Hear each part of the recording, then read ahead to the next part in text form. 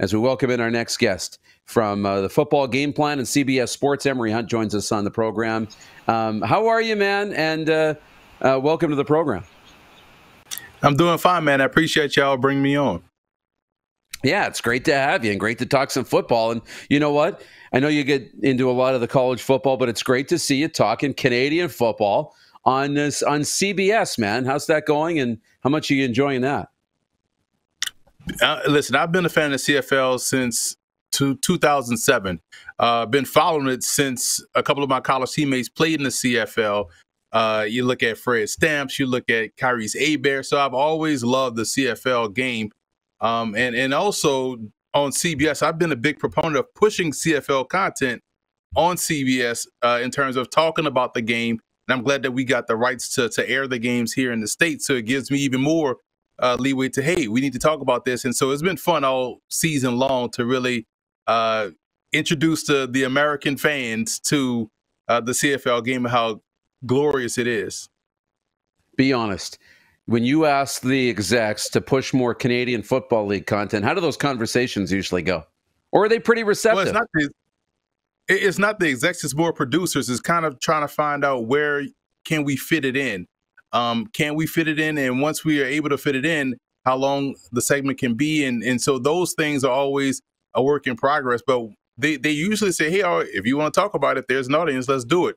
So it's been fun. They've been receptive, and I'm glad we're able to do this weekly for a lot of folks. So what was your reaction to the news this week? Because there's been a lot of it. I mean, we've got news around quarterbacks in almost every market. Bo's going to get benched in Hamilton, and Jeremiah Masoli's going to play, in Ottawa. And we don't know what's going to happen with Chad Kelly in Toronto, but they went to Nick Arbuckle. And Trevor Harris is coming back in Saskatchewan, and now Nathan Rourke gets signed in BC. And that's not to mention Trey Ford, who's day-to-day, and we don't know his status into this weekend's game. There's plenty to talk about this week in the league. Yeah, there's a lot of questions involving the quarterback situations across the league. The biggest one, obviously, is Trey Ford and whether or not he's going to be out there ready to go, because that determines whether or not Edmonton has a chance to win the game or not. We've seen this play out with McLeod Bethel-Thompson over the course of the season. Is not to say he's not putting up decent passing statistics, but what you lose with Trey Ford, you lose the element of the run game with Javon Leake and those guys, because that's why the run game is popping like it has under these two starts with Trey Ford, is because he's a threat. Therefore, he opens up the rushing lanes for everyone else. Now, in terms of the BC-Winnipeg game, it's all storyline, right? You saw them make moves today in terms of releasing Jake Dolegala, who didn't play bad, I might add, against Edmonton. But when you bring in Nathan Rourke, the fanfare that comes along with it. It's going to be fascinating to see if he can step in right now and start and play. As we know, Vernon Adams is week to week. And so how well he plays could determine whether or not, hey, does he keep the job, even though Adams is healthy, even though Adams was on an MB or MOP pace with BC. So it's a lot going on this week in the CFL. Well, we pulled up those numbers. Actually, Clark, if you got the graphic, pop it up again. This is in the last 24 hours, how the MOP odds have changed. Vernon Adams is still there at number 3, but Nathan Rourke is now the number 2 odds to win the MOP. Are you buying or selling MOP stock on Nathan Rourke right now? Well, I'm selling. If anything, I'll buy the MOP stock on Trey Ford. It's funny how quickly fans... it's almost like the Toy Story meme. I'm done with, I don't want to play with this toy anymore, right? Trey Ford was, the Nathan Rourke last week, and now Nathan Rourke has jumped back in the conversation.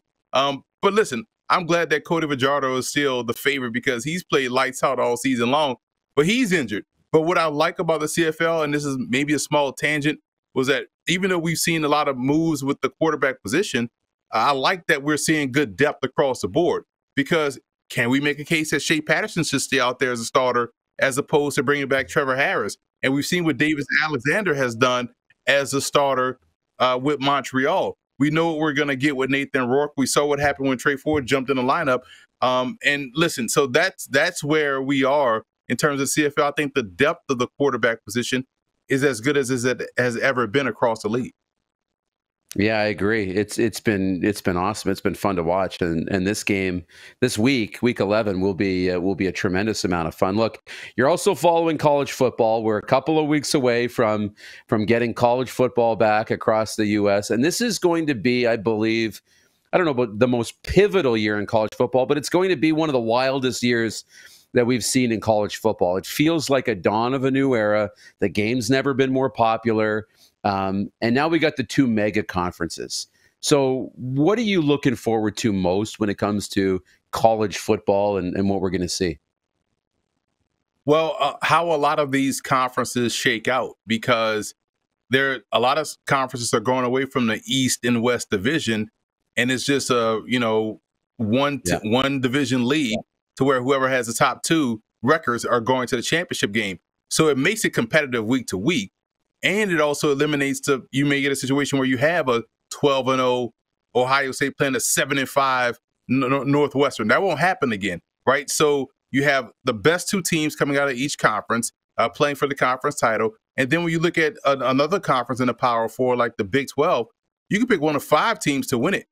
That's how wide open that conference race is. I feel like the Big 10 is wide open with USC. No one's talking enough about, based on what we saw last year in their bowl game, and then adding D'Anton Lynn as a defensive coordinator and what he was able to do at UCLA and what their defense looked like. So you add good defense to a Lincoln Riley offense, USC becomes a problem. So, and then when you look at the group of five schools, the Sun Belt Conference usually has a team two teams that could be ranked in the top 25. So we could see multiple situations where you get two group of five teams in the final 12 of the college football playoff. So I'm excited because it's the first time we get to see a true playoff format. Even though it's a jaded one, it should be all conference champions get an automatic bid and then 6 at-large bids. But we'll save that for another day. But it's still going to be one of the more competitive seasons we've seen in quite some time. And we're going to see a wide open playoff where I think you're going to see some upsets and anything can happen. That's always been one of the issues with college football, is just too predictable, or, the season's over after one loss. You could see a 3-loss team in that playoff picture and potentially fight their way to a national championship game. It's incredibly exciting. Especially when you consider where some of these juggernaut teams are questionable at, is at a quarterback. I mean, Ohio State is loaded on both sides of the ball, right? But how much do we trust their QB situation? Is it different than what they had last year with a loaded roster? So that could be a potential pitfall for them moving forward against a team that has a great quarterback. Let's say they play Appalachian State in the first round or whatnot, and App State has a great quarterback in Joey Aguilar, and we know App State is always about the upset. And now you have a situation where the other team has a better quarterback than you, despite you having a better roster. And so we'll see that play out in a lot of these conference races and also into the postseason. And it's a one-game season, and anybody can throw a haymaker and knock you out, which is why I'm excited to see how it plays out. Unreal. Emory, we're out of time, but this has been awesome, and hopefully we can do it again soon. Absolutely. Appreciate you bringing me on. Emory Hunt joining us from the Football Game Plan. CBS Sports Network is covering college football, but he's covering the CFL on our U.S. affiliates, the CBS Sports, and doing a great job and a great look.